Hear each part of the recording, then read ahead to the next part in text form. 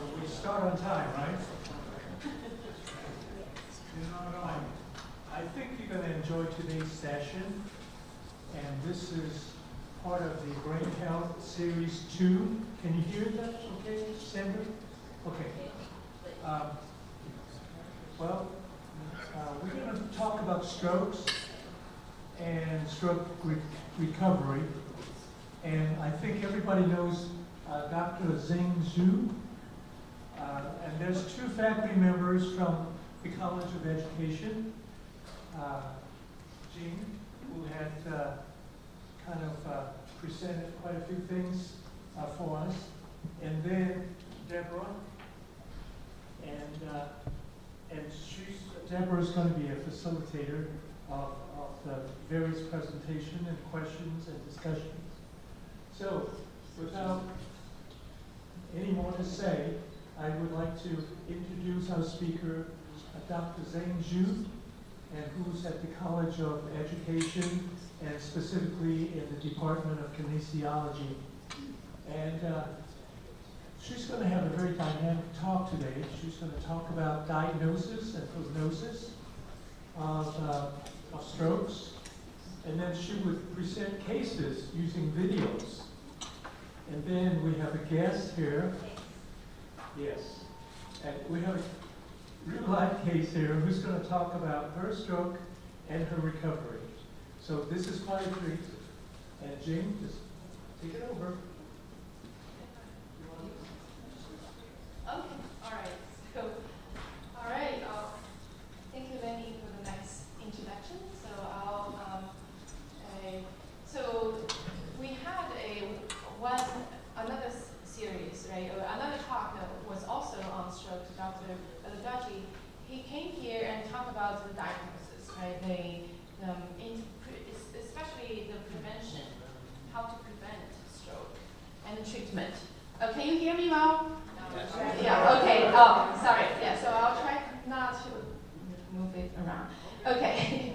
All right, sorry about this. So I was just saying, we had an earlier version last year about stroke, right? Dr. Belagaji came here. He talked about stroke prevention, and from a neurologist, he is a doctor, and also treatment, right? So now, today, I'm going to focus on the recovery. So what happens after stroke? And so the first part, I'll just give a quick review and some information you already heard about. What is stroke, and then diagnosis, and then I will focus on the current understanding of what happens after stroke, and then it is really a long journey. It's a marathon, right? So let me get started. In stroke, so this is a image of the brain when you see this white section. That's when the stroke happens, and then that's when the blood vessel gets blocked, right? So don't worry about too much details in this diagram. So this is a diagram of the brain with the blood vessels supplying it, and everything black here are the regions, the areas that are the most vulnerable. So when there is a little clot coming up and then blocked some of those areas, our brain, we need oxygen, we need blood, we need nutrient to supply all these neurons. And when certain part of it is blocked, and then the neurons start to die, right, very quickly. So here it's showing different areas being supplied by those blood vessels, and then the main one we call MCA, the major artery supply. And this area, it covers movement, cognition, memory, a lot of cortex area. So that's why stroke can be a big problem. So that's the first one. So these are the most recent statistics, actually from just last November, from CDC. So still, it's a major problem. You see, so one of the third leading cause of death, and then so 90%. So most of the stroke patients had some residual problem there. So, and also this is around, most of those happen around the age beyond the age of 67, but also it can actually occur at any age, right? So it is a problem, and so this is pretty much what I just described. That's the how the artery can be disrupted. One, so there are mainly two reasons. One, you have a clog, so blood flow gets blocked. Right?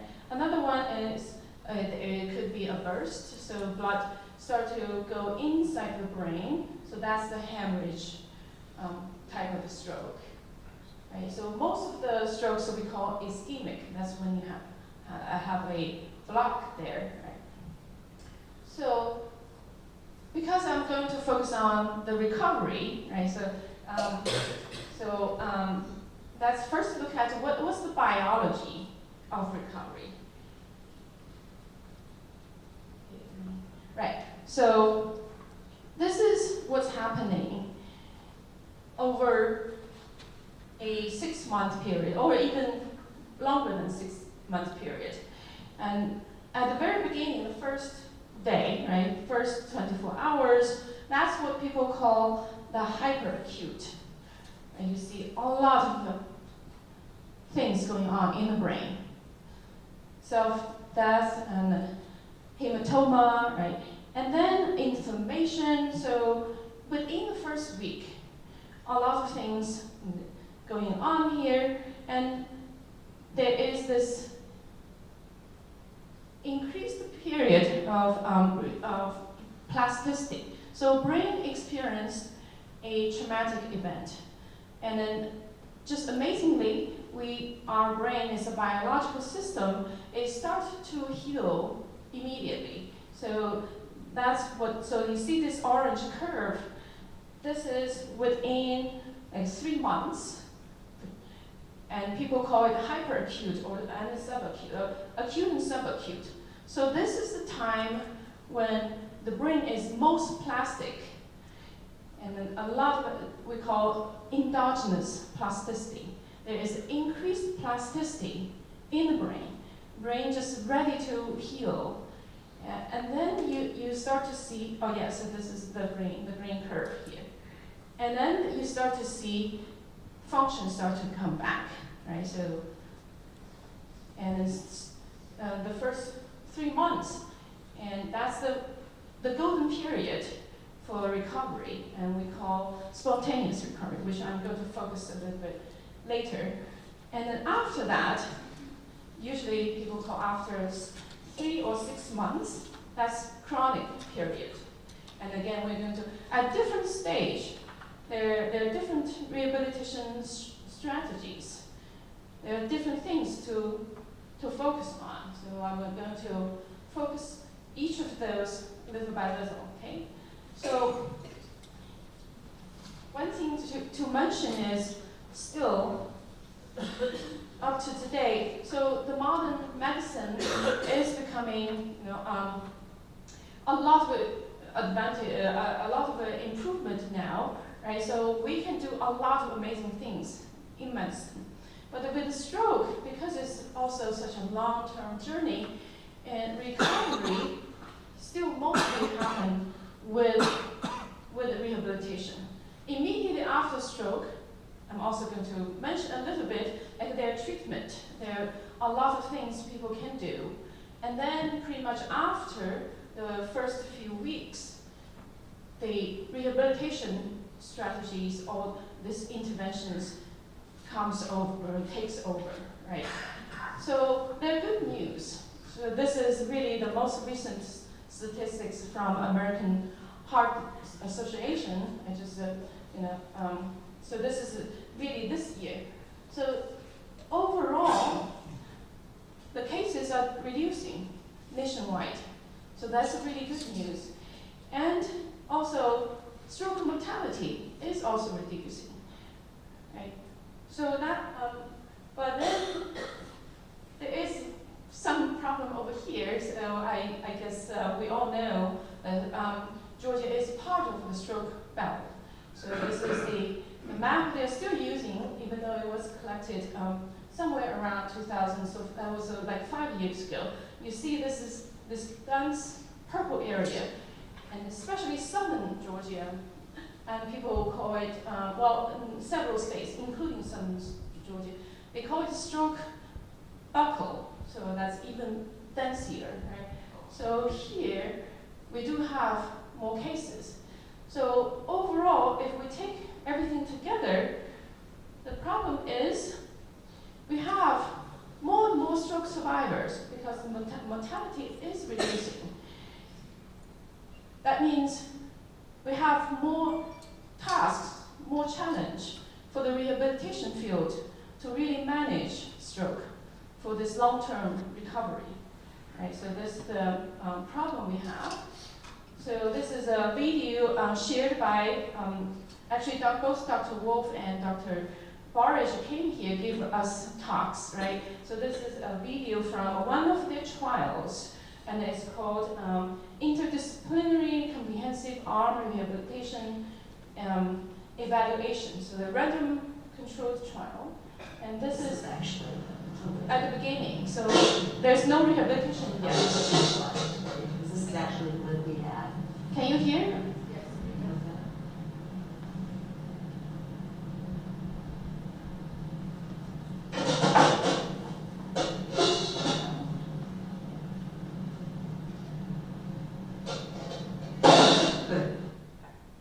Okay, so you see quite a lot of challenge for him, even to just open a jar, right? So later I'm going to show after this is like several weeks, thousands of trials, what happened with him, right? So keep that in mind.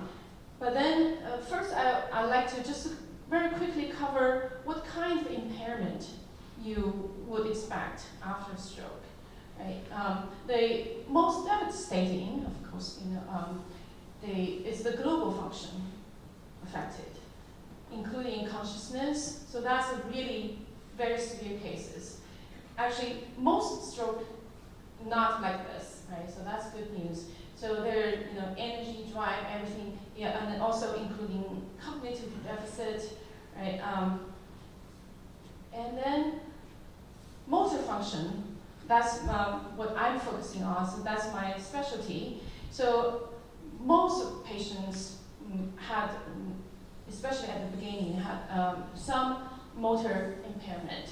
So if there is one blood vessel being blocked on one side, and then we call hemiparesis. Hemi just means side, one side, right? One side. And it could also happen in cerebellum. That's when a different kind of symptom we call ataxia. And nystagmus is just very unsteady eye movement. And then brainstem, this kind of stroke is really, can be very devastating because our brain is like a big funnel. So from up here, a lot of different functions distributed, and then everything goes down, especially for motor function. Goes down to the spinal cord and controls our limbs, right? So if there is a block around brainstem somewhere here, it's like there is a big traffic jam, right? So you don't want to happen at in the brainstem.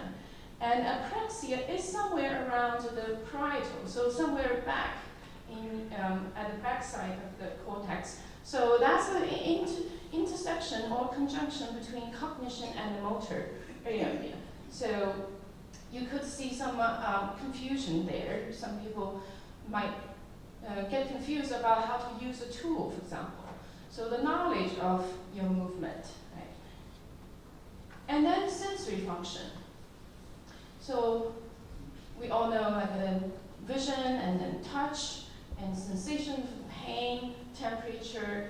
So sensory function is extremely tightly tied to movement function. So later in the recovery, I'm also going to loop back to sensory. So now modern understanding is we really need to work both sensory and motor together. So there are a lot of studies to try to use or piggyback or try to combine sensory input and motor function. So that's and then pain, there are some other strange feelings. So these are more positive information. So something not supposed there, and then people feel tingling, for example, right? Feel happy with the limb. And then other more problems with some other body parts, controlling the bladder, right? And also chronic pain. So that's the sensory side. And cognitive function. So dementia after stroke is a major problem. So it dramatically increases the chances of having dementia. So occurs among 30 to 40% of patients. Yeah, so here just list a few of those. So actually last Brain Health series, we talked a lot about dementia, right? So hopefully I don't have to repeat many of those. So one message I'd like to emphasize, don't worry about all these little details. This is just to show it can be anywhere. There's no specific one brain area specifically responsible for cognition, right? So cognitive impairment can be, a lot of brain regions responsible for. And then language is another major stroke problem. So, and then in general, it's called aphasia, right? And then we have several different kinds of aphasia. One is having problem producing, so the patient understand everything, just have difficulty get things out, right? And then another one, Wernicke's aphasia, they have no problem saying anything, but things coming out from them is like garbage, right? Just you don't really understand what they lost the understanding part, right? So, and then conduction is more like so they have a lot of, it's more combined, right? So difficulty repeating and verbatim and then naming. So, and then anomic is actually the easiest one, or the lightest one, most easily recover. So that's mostly naming things. And global is the combination of everything. So that's the most difficult to recover. So here, this study is just to highlight global is the most severe type of aphasia, and Broca's. So AQ is one assessment of language impairment, right? And then you can see anomic is the least impaired, and here they show that there is this strong correlation of the initial impairment. So basically, initial impairment pretty much predicts how much the patient is going to recover. Okay, so all right, so now that's pretty much everything, and a very global overview, very quick overview of what kind of impairment you might expect after stroke. And then what should you do, right? First of all, the most important part is your recovery team, right? You have your physician and then neurologist, rehabilitation nurse, therapist, different type of therapist. Physical therapist, mostly focusing on movement, especially the walking, balancing, and occupational therapist. So pretty much all your function about the upper limb, how you interact with the world, how do you use a computer, right? Get back to your life and grasp objects. So, and then speech and language, of course, and we just mentioned that, right? And then recreation therapist, how the social life part, right? And you also need people to take care of your diet. You need special plans for what you eat, right? To deal with. So each person will have their own unique need for that. And the social aspect, you also need social workers and psychologists, and then case manager. And most important one, so that's why I highlight here, your family member, right? So from all the patients we interacted in the past, that's probably going to be the #1 predictor how well they will recover. That's your support team, right? I see that you have the two stroke survivors here, both going to testimony and going to tell you how important this last one is, right? Yeah, so, and then to start from the very beginning, so at the acute stage, so we mentioned it's a long-term journey, right? Start from the very beginning, the first day and then first couple weeks, that's acute, and then subacute chronic. So acute stage, how many of you heard about TPA? Right, yeah, right, so very important. So as soon as Dr. Badgaji mentioned all the signs you see, don't ignore all those signs. It's not the focus of this talk, so I didn't have the slide here.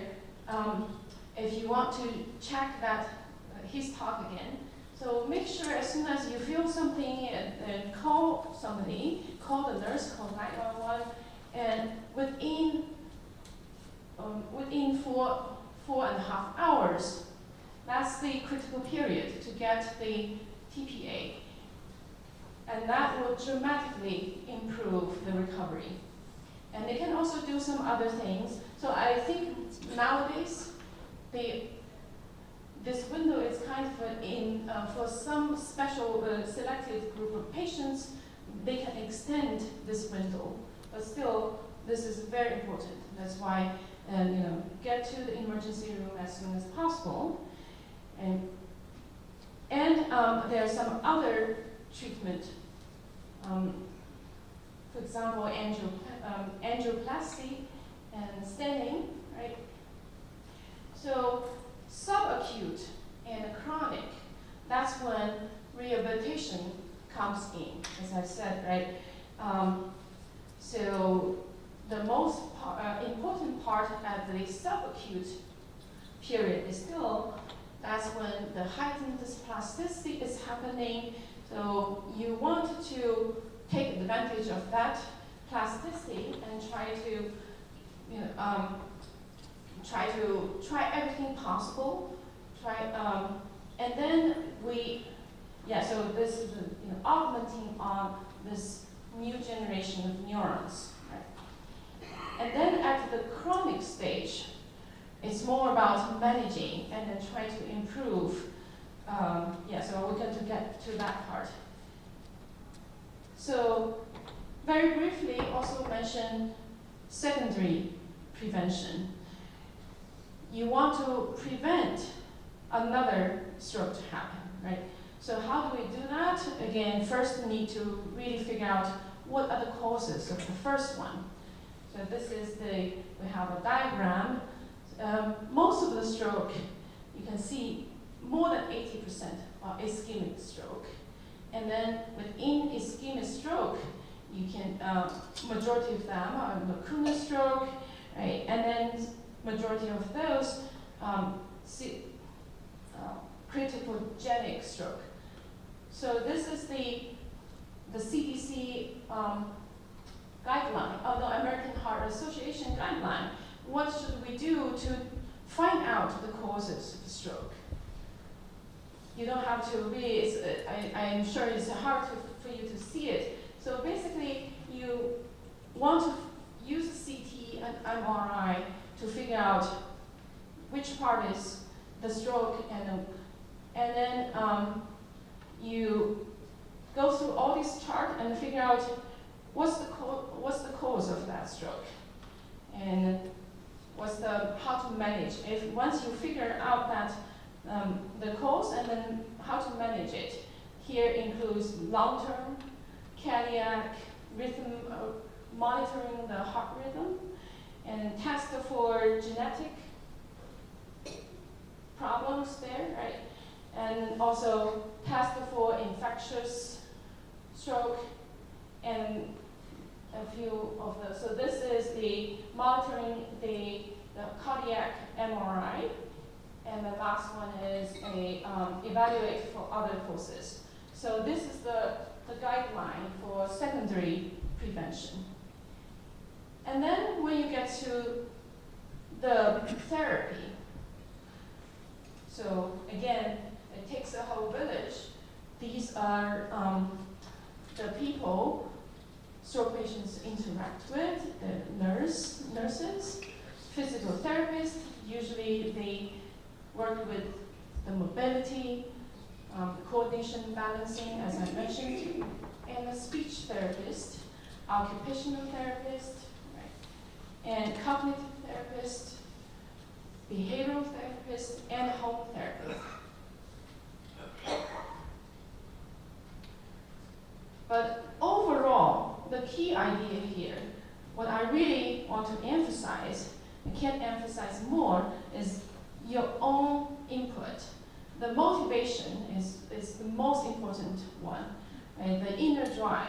So you can have a whole team work with you, but the most important thing is this strong will that you want to come back, right? So this is why your own input. Everybody, the whole team they're going to listen to you, right? Okay. So back to our timeline. So I mentioned that within days, you see this big peak, right? Spontaneous recovery. And then I guess some doctors are going to tell you, oh, things will stop. It looks like a start to asymptote. And then you see some divergence here. And so this is a consensus in the field right now. So some patients will continue, move on, and others might go back. So what are the things happening here that are deciding all these differences? So let me start first, look at how the doctors going to decide what you're going to, what's the prospect, the prognosis. And this is the current, probably the state of art, the cutting edge findings. This is the model we call PrEP2, actually from New Zealand. And then right now, actually, in several labs and several clinics in quite a widespread. In the US, we're trying to replicate this study. So their model is, so this is the SAFE score. It's a very simple assessment. If you can open your hand, if you can lift your arm, so very simple assessment. Within 3 days, just do that quick assessment and see if it's greater than 5 or not. And then age is a very important factor here, right? And then if younger than 80, and also SAFE, now check the SAFE again, very quick assessment. Those people, if greater than 8, they're going to get good recovery. What do we mean by good? Right? So excellent means almost complete recovery. And then good, so we can still use the impaired side, okay, most of the activities. But, so here the second line is basically saying, what should we do with those people? Right? So promote normal motor function. Right? So for the for the very excellent group, try get back to the actual normal, the correct motor pattern. But don't be stuck at this age here. So even if they are not, for older people, greater than 18, so you get here. So what do we mean by MEP? So this is assessment. I'm going to show you later. It's non-invasive. You stimulate the brain motor cortex, and you have our neurons up here in the cortex in the brain send this long axons and going through our spinal cord, and then it gets to our controlling our muscles, and we call these these pathways called descending pathway. If you stimulate a little group of the neurons here, and you record from the muscles, depending on where you stimulate, you can see, for example, you can record from the finger, and you can have a little amplitude. It's called motor evoked potential, so you can record a muscle activity due to that stimulation. If you can get this, that's a very good sign. That shows that this long descending pathway is there. Right? If you have those pathways there, that's good news. So you can still get back to very good recovery, even for older people. And then the last one, really a small group of patients here. That's limited recovery. So for those patients, and what's the strategy with them? It's mainly try to compensate with the loss, right? Try to come up with other strategies for your daily activities. So that's actually the major challenge in the field right now. A question? What does PUE mean? Yeah, sorry, paretic upper extremity. So paretic means the impaired side, the impaired. So the impaired upper is the upper extremity, my arm, for example, right? My hand, right? And then the legs are the lower extremity, right? Okay, so this is the overall view of the prognosis. Pretty much very well accepted in the field. And Dr. Borish, he also came here, and his lab, and also this is currently being tested in Emory University, and several clinics, including Johns Hopkins, and they are trying to test if this model works or not. And it's being well accepted in at least in New Zealand. Okay, so now when we get to the spontaneous recovery, which is the first 3 months, right? So the idea here, I kind of already mentioned, our brain is very plastic. As soon as there is some injury, for example, here there's something get disrupted, and there are other neurons quickly coming over and takes over. That's what we call spontaneous recovery. So what happened during this time? So this is a study I was involved back at Johns Hopkins. We had this longitudinal study, and we tracked, so Dr. John Krakauer was my former mentor. So we tracked the patient for a whole year. And this is multi-center study, happened at Johns Hopkins, Zurich, and also Columbia University. So we try to track, this is having the clinical exams and track the finger function and the arm function. And this is the TMS, I was talking, brain stimulation study. And also have MRI here. So very quickly, I'd like to show you, I'd like to show you the finger part, which is what I focused. So again, you don't have to look at all these details. Basically, what we were focusing on was what we call finger enslavement. What do I mean by that? If I ask you to move one finger, right, you probably going to see other fingers follow you, right? It's very natural. It happens to everybody. But then after stroke, this phenomena get exaggerated. So if you ask a stroke survivor try to move one finger, they probably will move more of other fingers. And that's what you can see here. So at the very beginning, so this is week 1 after stroke. This is when we asked them to push the 4th finger, and you see that they were weak, right? So these are the forces. These are all the forces recorded from all their fingers. And then the strength comes back over time. So there's a 4th finger pressing.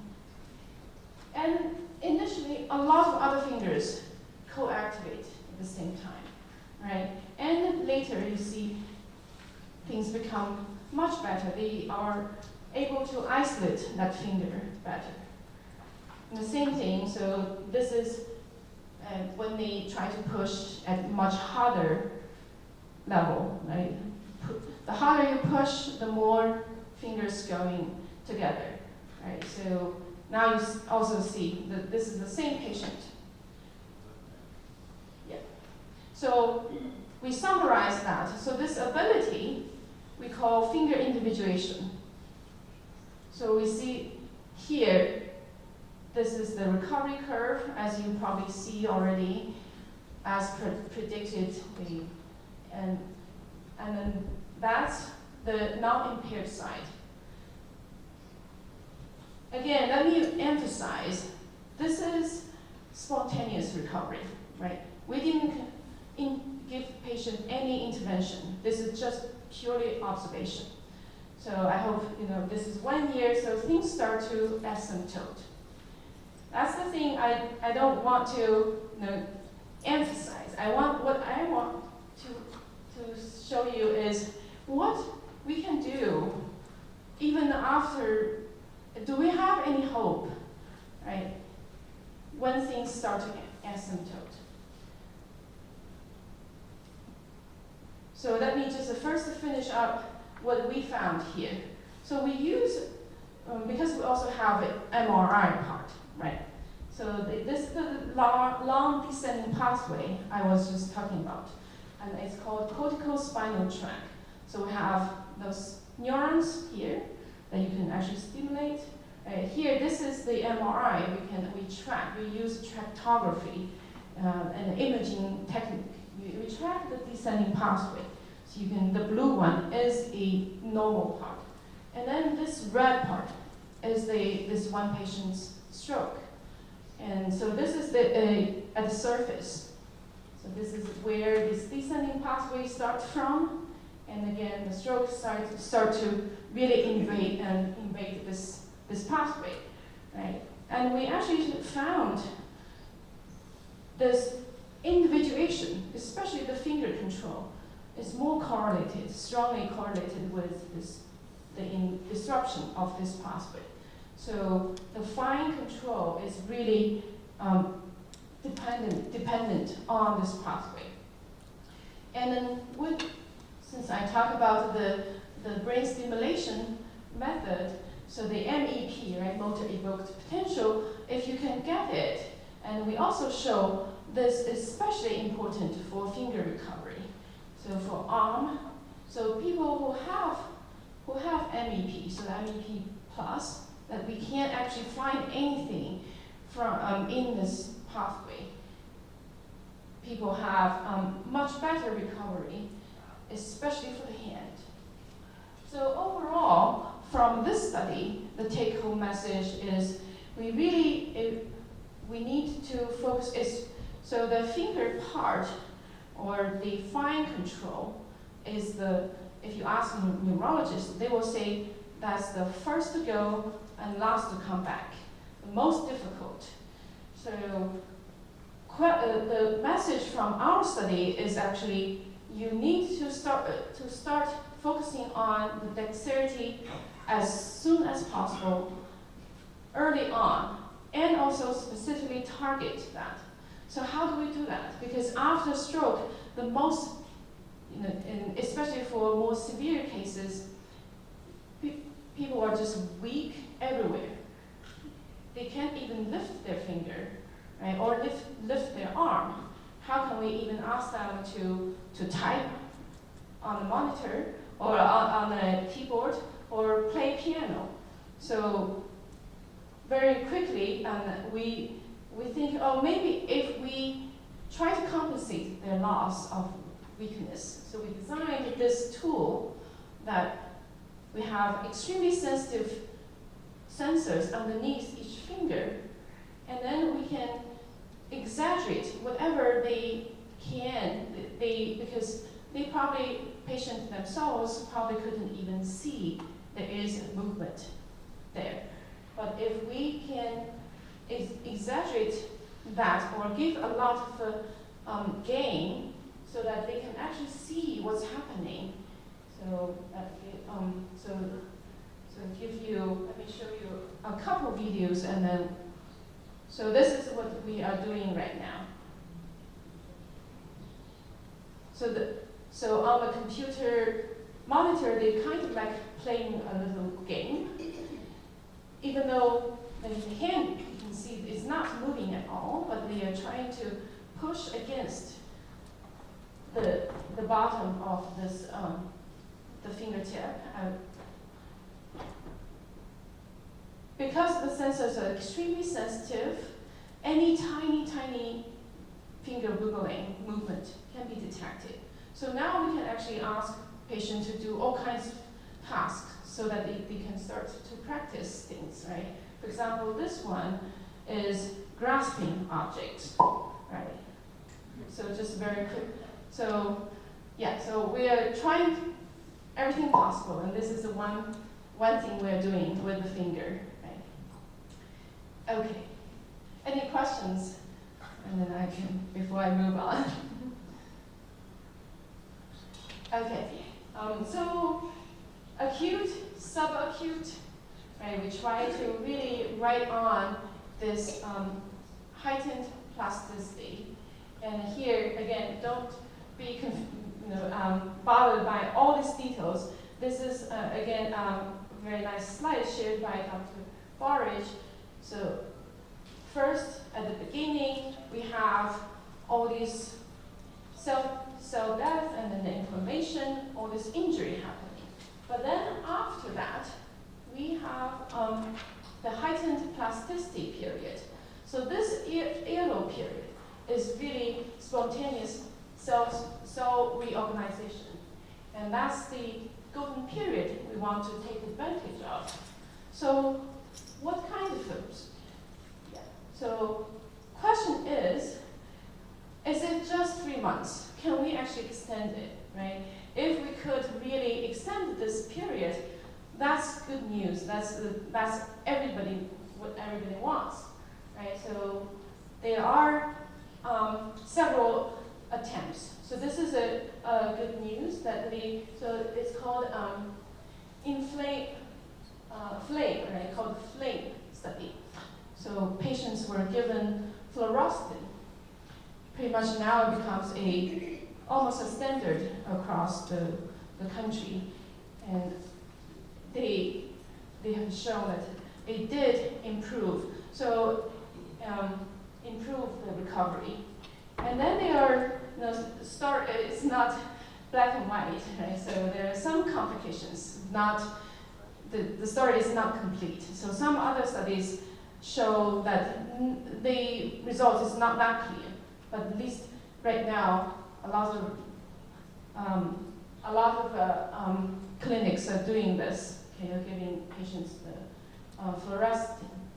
And another one is stimulation. So vagus nerve stimulation. This is Dr. Wolf came also. He talked about fall prevention, but his specialty is also in stroke recovery. So this is more invasive, the patient had an implant in their body, and so vagus nerve is somewhere here, and still the mechanism is very complicated. People are still studying it, but it gives you this big boost from pretty much all over the brain. So they are trying to stimulate this, right? And then you see that it's showing a lot of promise. This is again an ongoing trial right now.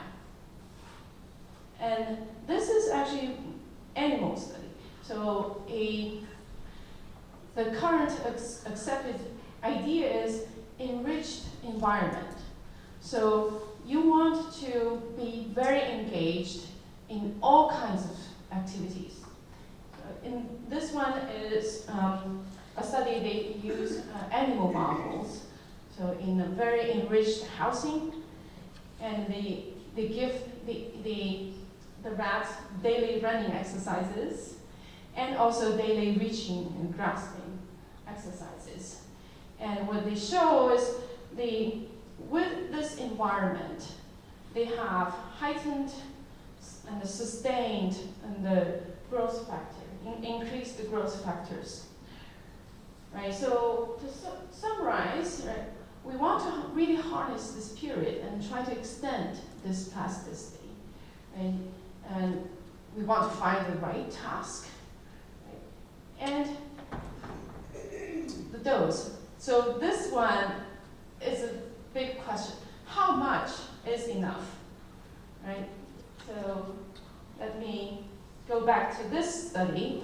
So this is a 1-hour treatment for 3 weeks, 3 times a week for 10 weeks. So this is after thousands of practice. I don't know if you still remember the first video I showed you. So he had really a lot of trouble to even open the lid, right? Is taking the other saucepan and placing the water back into the first pan with the marbles. Man, that's yummy. I'm getting hungry just watching all the water go back in. Yeah, me too. And then my last step is to take the sauce lid out of the frying pan and put it back onto the saucepan. Ah, that's great. So he really enjoys cooking. So this is when you design a therapy, you want to tap into the patient's interest because this intrinsic motivation is so important.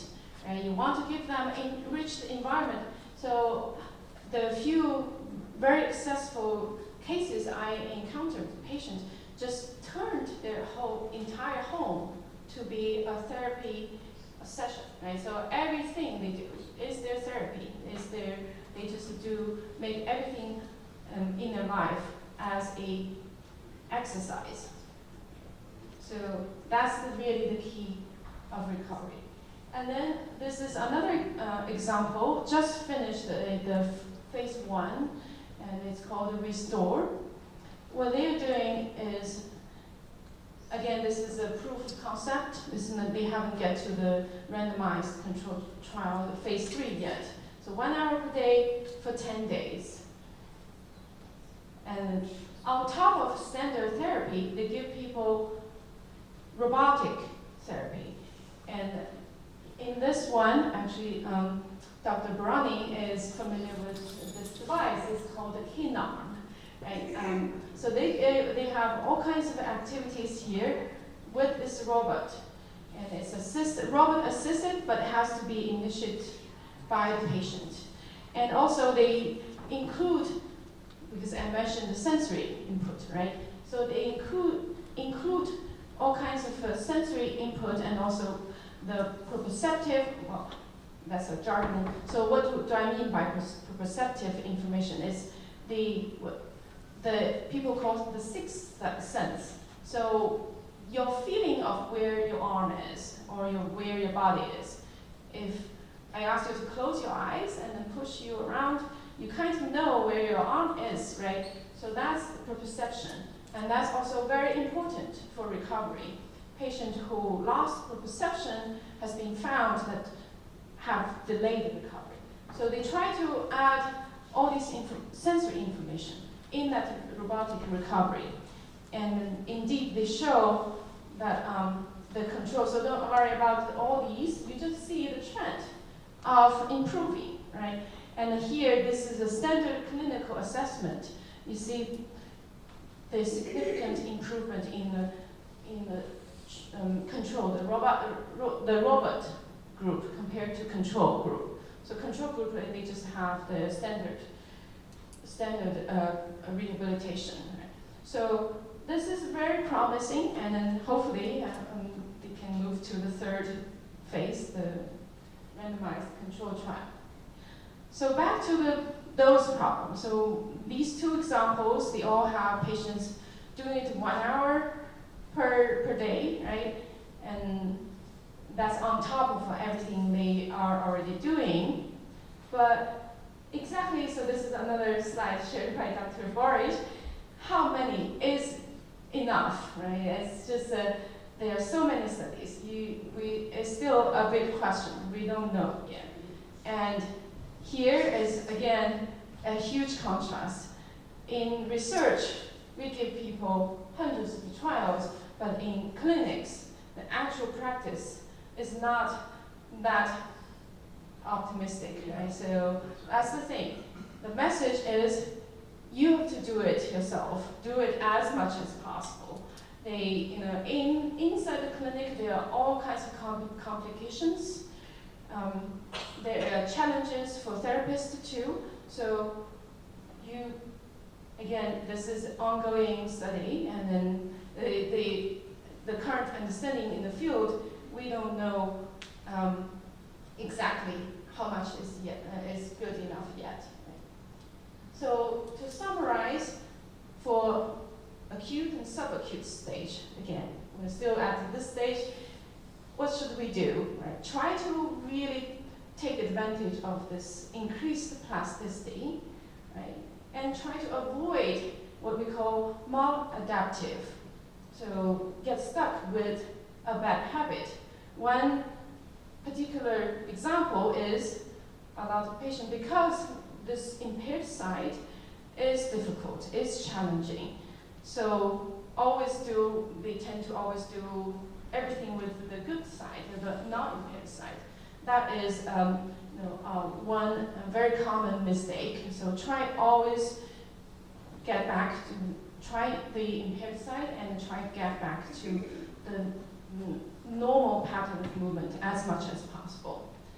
And also early on, I mentioned that, and an enriched environment, what are all these possibilities to extend this period, right? And the intensity, try to do it as much as possible, and tasks, right? Do as a large variety. So in this period, the brain is like a little baby, right? The newborn babies or little children, their brains also very plastic. So after stroke, it kind of mimics the development. So try to explore as much as possible. Right? So this is a quote I got from the Principle of Neurons, a big, thick book, and talk about what we should do during this period. So probably, cellular, molecular interventions that promote growth. So pharmacology combined with behavioral therapies. So just try to throw everything as possible, right? As much as possible. Okay, so that's the acute and then subacute period. Now what happens with this? What I want to highlight is you see some patients going up, continue to improve. Some stopped. What are the things that make this difference? So back to this plasticity idea. this is another study. They show so the dotted area. So this is the lesion. So this is being disrupted by the stroke. You see, it's quite big. So this is looks quite depressing. But if you ask the patient to move, so this is a very simple task. They just ask the fist open and close. You see, the patient, all the other areas start to light up, right? So other brain areas start to come in and help. This is a healthy participant. So this is what we call the hand knob, so the area responsible for the hand. So the message here is that, yes, these areas are gone, but other areas still come in to help. So this is a study actually I did with my colleague for us.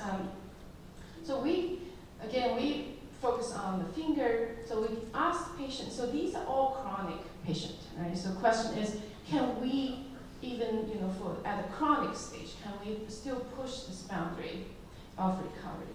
So we give them piano-like task. So just try to match, use this force device, try to match several fingers. It's like a chord. So we just randomly pick some of the chording for them, and they come in for 5 days. This is again small but proof of concept studies. They do several hundreds of trials each day. And then we follow up for a week, right, a couple of weeks, and then also 6 months.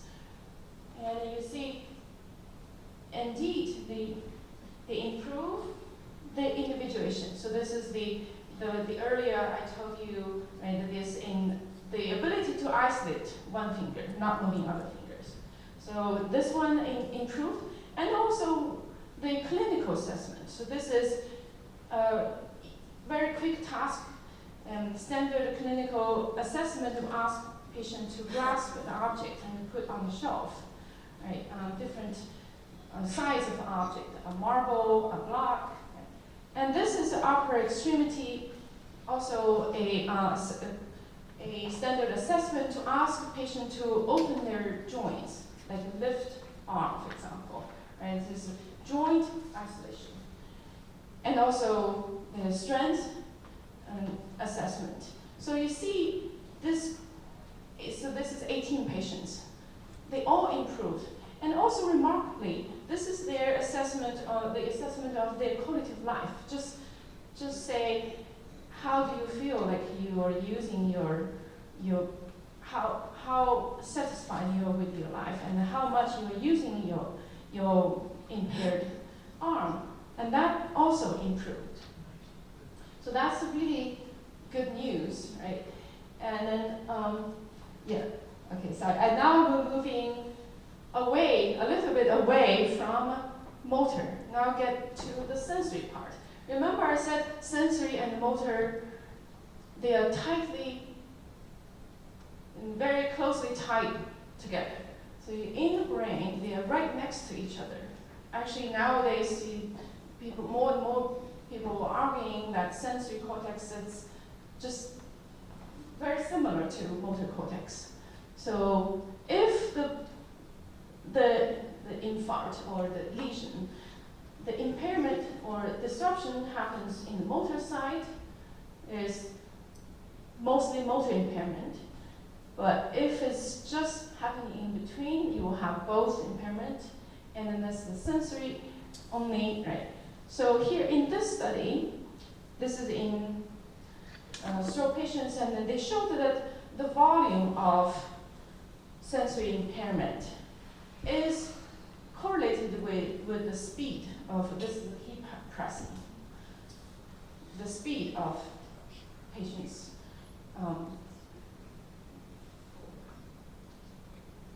so the reaction time, right? And then this is another one that they show that this is probably the volume is after stroke, you start to see the change in the sensory cortex. the structural change start to happen. Right, this is another study, the proprioception I mentioned. So they ask patients to, so this is the standard one. So first the robot move one side, and then they ask people to replicate or repeat that movement with the other side. And you see in a healthy participant can do it very nicely. So this is checking how the person can, you feel that movement and then you reproduce that movement. And then the third patient, this is a patient that does not have that much impairment. And now this is the, when they are compensated with the vision. So you allow them to see it, they can actually do it. But then some patients, improve. So this patient improved a little bit, not that much, right? So without vision, you see a lot of variability in their movement. And then this is the patient who never improved, right? So a lot of variety. So this is to show you basically this sixth, quote, the sixth sense is also very important. So now the idea is we have the somatosensory, we have visual, auditory, and multiple. So the idea now is let's try to use all these different sensory modalities combined to help improve the motor function. And then what about cognitive rehabilitation? Again, this is a complicated graph. The thing I want to highlight is in this study, they use aerobic exercise plus cognitive exercise. So it's actually a very simple working memory task. You just try to keep track of what you just saw and then decide, okay, the current one, did you see it before a few trials ago or not? And you see with physical exercise plus cognitive exercise, you see big improvement. If they just give people robotic or aerobic exercise plus video game, that didn't help. Okay, so sitting there playing video game, that doesn't help, right? Or just physical activity with the video game also didn't help. So it's really the physical activity plus cognitive activity helps, or cognitive training. So this is the same with aerobic exercise. This study showed that hippocampus, so this is actually in a healthy aging population, the hippocampus volume. Hippocampus is the area in the brain that is mostly responsible for memory, and especially working memory. The volume increased for about 2%. And don't ignore that 2%. That actually is equivalent to 1 to 2 years of reduction of aging process. So that's a very nice result to show that keeping an active life, both physically and mentally, how important it is for both physical and for your body, for motor function, and also the cognitive function.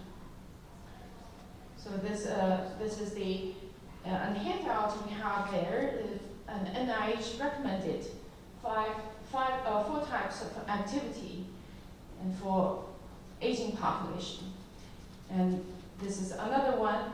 So what kind of aerobic exercise we can engage in? Right? This is another slide still from one of our earlier talk. that was about how to learn a skill, right? Turn our clock back. So the same principle applies to stroke recovery too. So here, what I'm showing you is very simple finger tapping, and then we look at the brain. In a healthy younger participant, you have one side of the brain controls the crossover controls the other side of the hand, and this side you actually see reduction of activity. And then in an older participant, both sides start to help, right? But if you test the same, you test the group with the more fitted older participants. They have a healthy, more active life. Their brain shows up more like younger participants, right? Compared to more sedentary lifestyle. And then lastly, language rehabilitation. So we talk about speech therapists, right? So it's not my specialty, but I'm listing a few of those here, right? And then another part of it, a lot of people started to try non-invasive brain stimulation. Again, the results are not clear yet, right now. So the last few, I'd like to show you a few cases. So this one, hopefully that sounds familiar to you. Dr. Abraham showed this video, but I want to show it again because you Try it again. see how effective it is.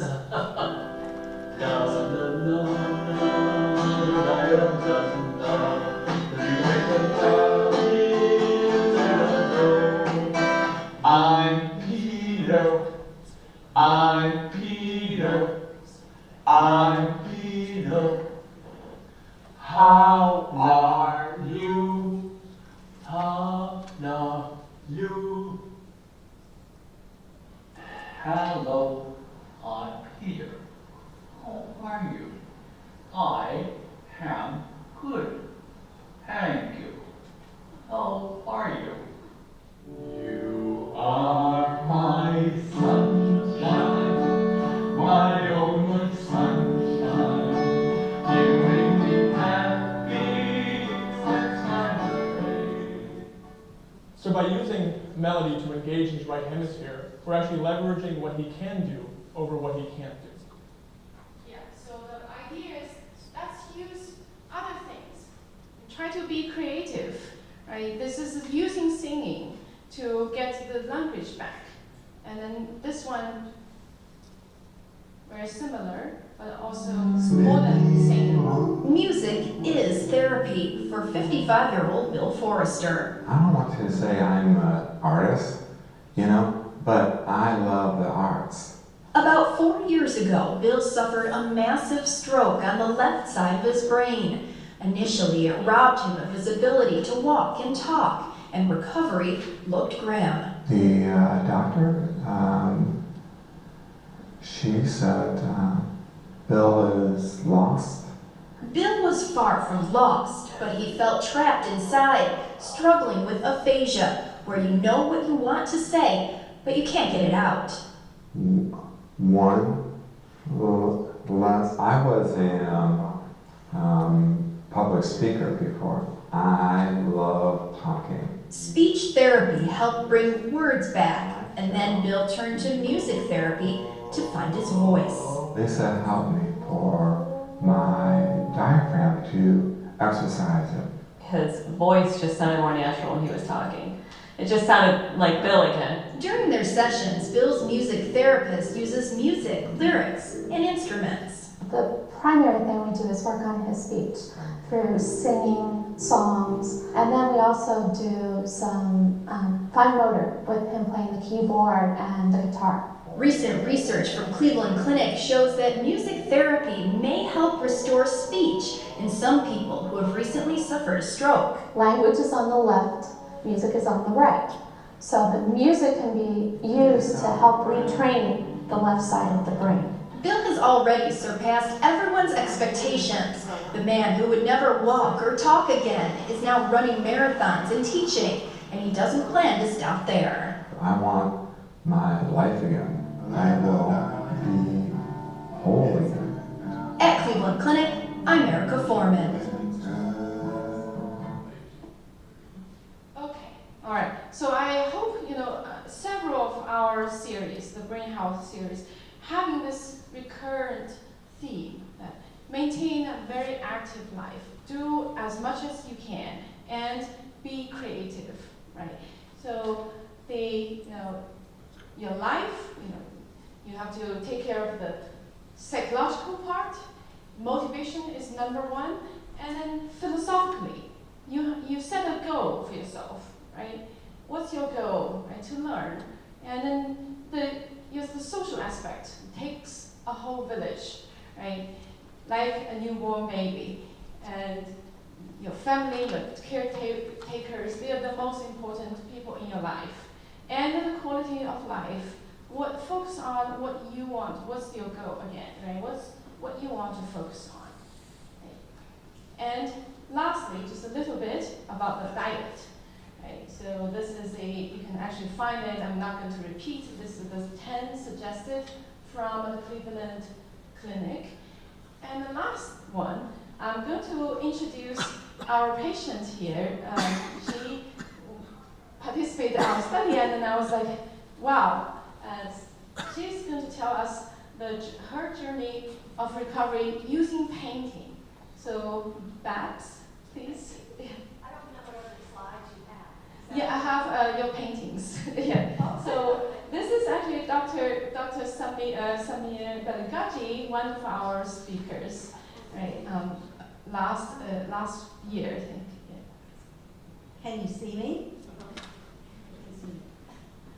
Thank you.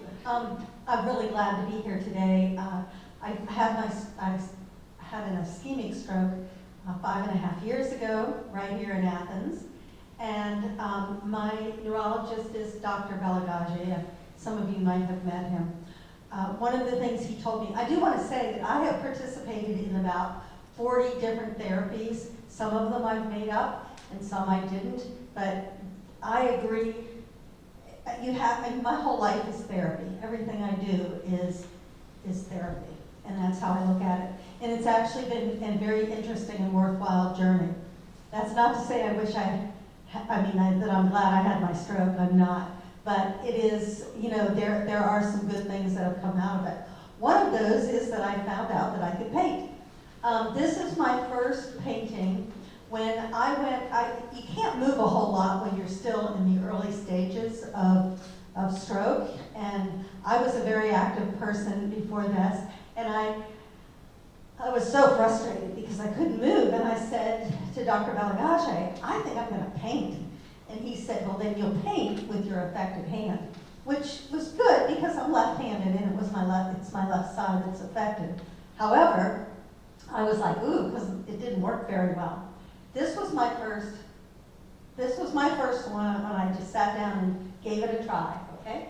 Yes, this is actually 1 year after the stroke, right? 1 year, yes, this was exactly 1 year.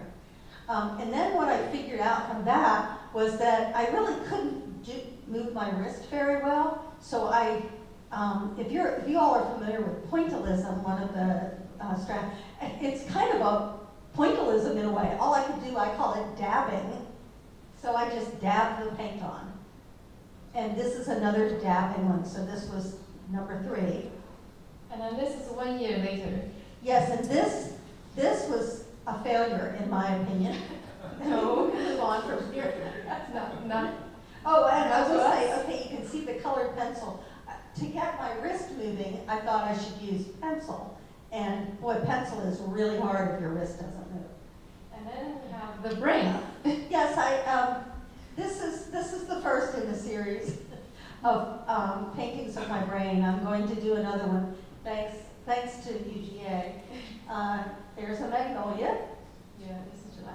So this is the whole series of Babs painting her own, drawing her own body, and then her recovery processes. Right? So this is in April. Now I have tell us what each of those about. Okay, this was, one of the strategies for recovery is visualization. And I thought, well, I can visualize in my brain, but wouldn't it be better to use the drawing and painting to actually show my brain what I wanted to do? So, and remember the descending pathways? That I was trying to draw the connection between I wasn't trying, I did draw the connection between my brain and the first one, it's my deltoid. The second is down to the fingers. And then I was a long distance open water swimmer beforehand, and I'm still relearning to swim. And I was also a marathon runner. So the two on the right are me telling my brain, you can do this. And so showing, and when I did, I could actually, it just felt like I was communicating with my brain. Okay, if you've ever noticed people who have strokes don't have equal smiles, one broad groups, that's really bothered me. So I was working on the facial muscles there. And then again, I just thought I'd throw in the heart, why not? And the deltoid again. I do want to say one doctor told me, your deltoid does this for you. And said, you'll never have that movement again. Your deltoid doesn't work, it's gone. And I thought, well, no, it's not. I'll show him. And so, and then this last one, I was just kind of playing around with things. And this was, the wiggly lines are telling my brain I want it to relax the muscles. When you have a stroke, your muscles contract. You probably see people who are doing this. That's contraction. And so I was telling my brain there to relax. And this is November. Yeah, thank you for doing Yes. this in order. Okay. 2019. So that was 2 years after your stroke. 2 years after the stroke, yes. And then we have this is 2 years ago, right? So that was like 4 years or 3 years after? 4 years. Yeah. And now, this year. And then there is the neuron, you sent me? Yes, this is the neuron. So I'm starting a neuron series also. This is a neuron.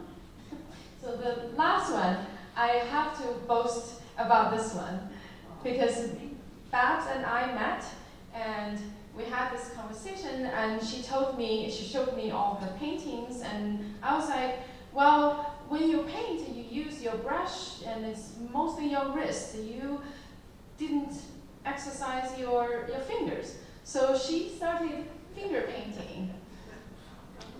In 3 months, 3 months later, she showed me this one. Yeah, and this, the finger painting, I could actually, you can't type very well either, so I still have a hard time with my left hand when I'm typing. But I've discovered that when I do this, actually my left hand, especially in my ring finger and my pinky finger, don't move very well, but this has actually helped. I can feel an improvement in the movement. And what I learned about finger painting is that you really need a very large canvas. So this is the first time I used a large canvas because I was resting my hand on the canvas.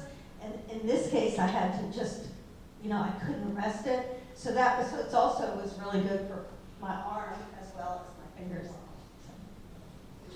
It was a great suggestion. Yeah, well, thank you, Beth. Yeah, so that's pretty much everything I have. And then, thank you all. I'd like to thank all my mentors and collaborators. And Dr. Barani is here. Maybe you can wave your hand. Yeah. Yeah. And then, yeah, sorry. So yeah, let's give Jane and Babs another round of applause. This is my little team, my lab here, and they are here. Divya and Brooklyn, yeah, wave your hand, right, yeah. And special thanks to Dr. Laura Davidson. She's not here. She helped me a lot with the areas that I'm not special. She is a doctor herself and have recovered from a long COVID and want to help us, right? So very moving story, and she helped me a lot. For example, diet information, secondary prevention, and treatment, those information, right? That's it. Okay. All right. Thank you. So let's open it up for questions, and we'll have a somewhat brief question period in here with everyone, and then we encourage you to come up to Jing and Bev after the session to talk more. So let's start. Yeah, do you want to start with the question?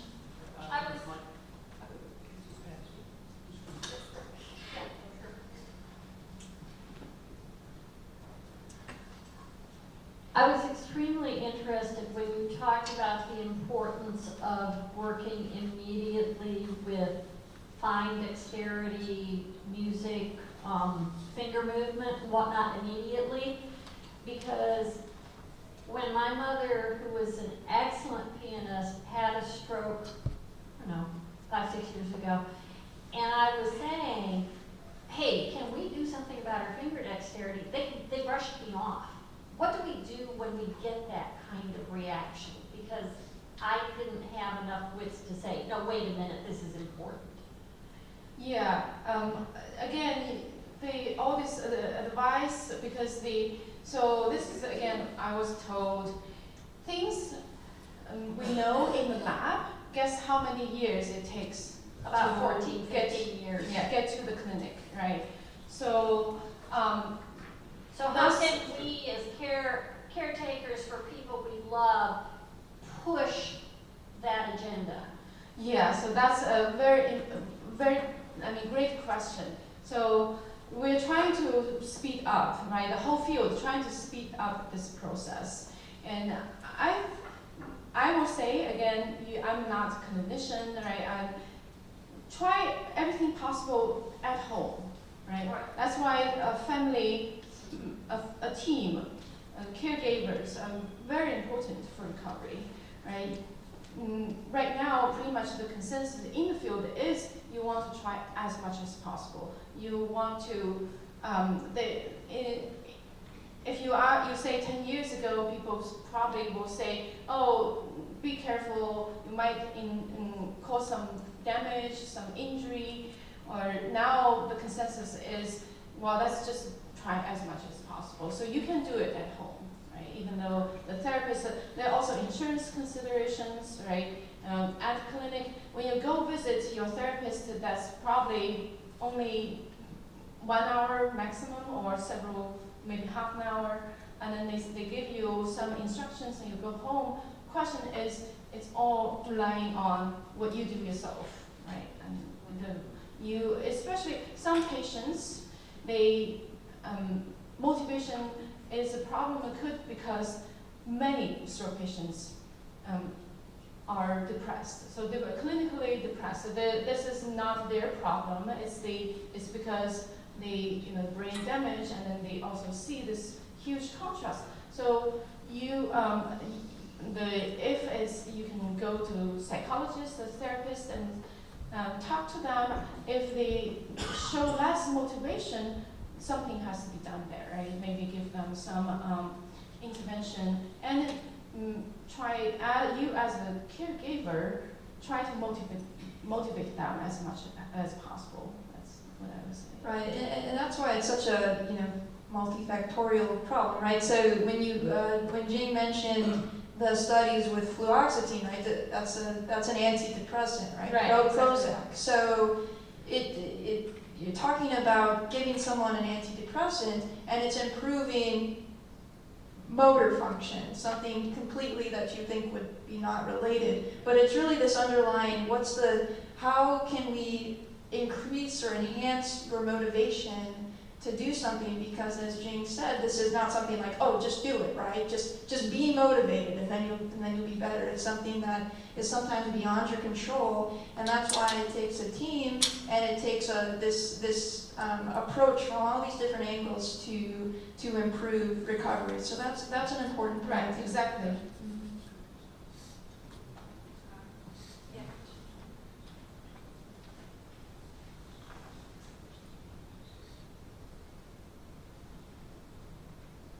I have AFib, was diagnosed several years ago, and I was told to take a blood thinner that would help me prevent having a stroke. Does that fit with what you know? So that's the prevention side. That's not my specialty, but I would trust what your doctor said. Probably that is a good advice to follow. Blood thinner, right? Yeah, that's the current recommendation for those with risk factors such as AFib. There have been some changing recommendations in terms of if you do not have risk factors, do you or do not take blood thinners, but I would say that's keeping with current practice.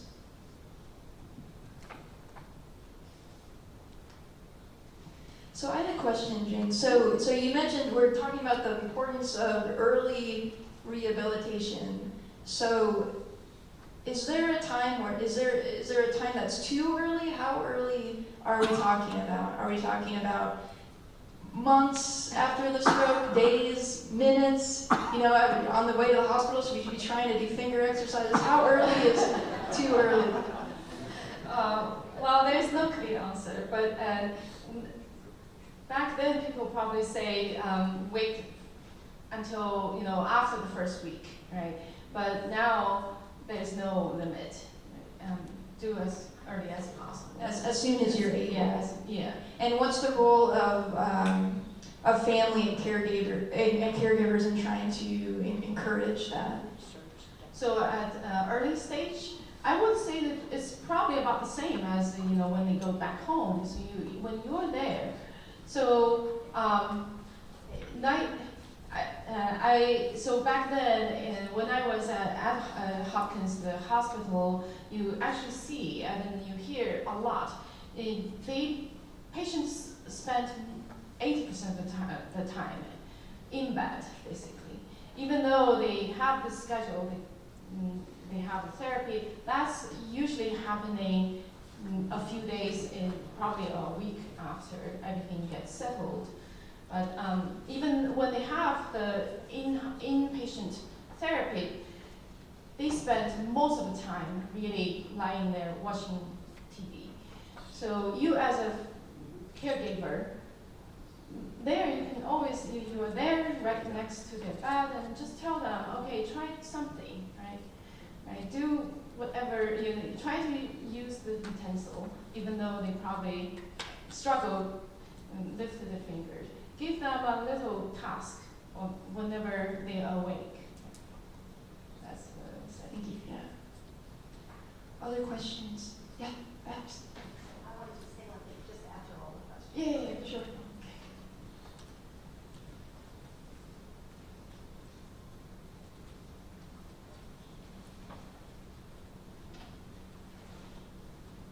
Following a stroke, the TIAs, which nobody seems to be able to, once it's had the TIA, is there damage being done on the minimal side that MRIs and other things cannot detect? So how do you stay vigilant about, are there things happening from little TIAs that possibly we all are having? How do we know if anything's happening? Yeah, so this is again on the prevention side, right? So you just become also secondary prevention, right? So I have a list here. Let me try to put it back. While she's looking that up, how do you know? It is similar symptoms to a stroke, just on a much smaller scale. So you may see that droop, you may facial droop or some weakness, but it's something that usually becomes it's back to normal after a couple minutes, and so. But that's something that's not to be ignored, right? That can be a warning sign to really keep up with those prevention measures. Right, so these are really the alarms. It just make you be very careful. So a few TIAs are some warning signs of a more serious stroke that being shown, right? So again, if one stroke already happened, then it's very important to figure out with your doctor, really figure out what is your vulnerability, which part is causing, what are the causes, right? Maybe control the blood pressure, right? Manage your lifestyle and then diet, for example, right? Maybe there are some genetic factors, right? So these are all the things to start to worry about. Did that answer your question? Well, it's just that TIAs are so nebulous. It's hard to know if they're damaged or not because you're going to have another TIA or people having continuous TIA. And I guess there's no way of, really knowing because it doesn't show up on any tests. Sometimes it does show up, like if you were to actually do image after a TIA, you could see, residual effects of that. But it's not something you would normally go to the emergency room after a TIA. So I see your point. I think that it's just something to be mindful of and something to really take as, to not ignore it, to really take it as a sign to continue this lifestyle, exercise and diet as important factors in reducing your risk for a stroke. So, of course, any other questions? Yeah. Here in Athens,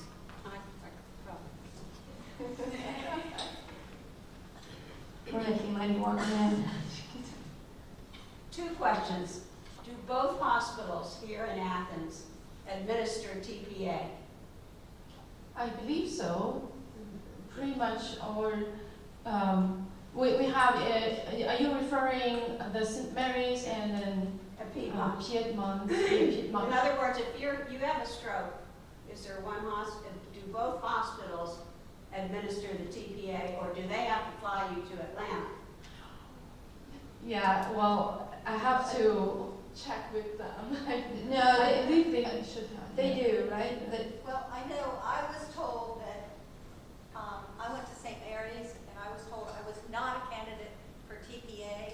They would have administered it, but when I woke up, I was having my stroke, and so they didn't know how many hours I had been having the stroke, so they didn't administer it. But that tells me that they probably could have or would have if they could. So they have something through the American Heart Association called Get With the Guidelines, and for reporting on what you do, what the hospitals do, and what the doctors do, and their capabilities and their measurements, after stroke. And I was looking this up the other day. Of course, I'm not affiliated with either hospital, but I think they are both, a part of that program. They Get With the Guidelines to perform the standard care, and not just the standard care but high quality of care. So I think St. Mary's has additional, it's a certified stroke Yeah, they unit. they have an in-house rehab center. Very small, but yeah, I believe St. Mary is the largest stroke center in Athens. But there's a lot of treatment that can be done right here in Athens, and no. So the short answer to your question is no. You would need to go to Atlanta to get the high quality care that you need. Okay, so you answered the question. I had heard that St. Mary's has a rehab. We have skilled nursing here with rehab. Do all skilled nursings and rehab qualify to treat strokes patients if they are discharged from the hospital? Do they have the staff or the number of people that you have mentioned today are necessary to help us? I don't think I'm in the position to give you a good answer. I believe they have a certified therapist. Okay. Yeah.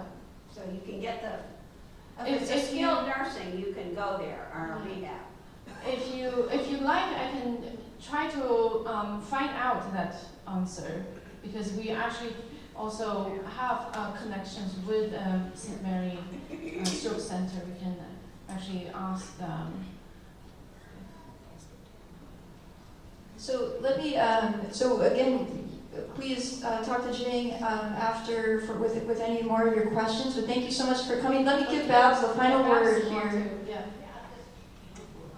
My partner that I'm doing this with would kill me if I didn't mention that I have the photographer from which I painted my paintings, and I are having a show, an opening at the Botanical Garden on July 9th at 2 p.m. And he would kill me if he'd known I didn't mention this to everyone. So please, if you can come individually or bring a van or whatever, come to the Bot Garden, or even afterwards to come and see the paintings.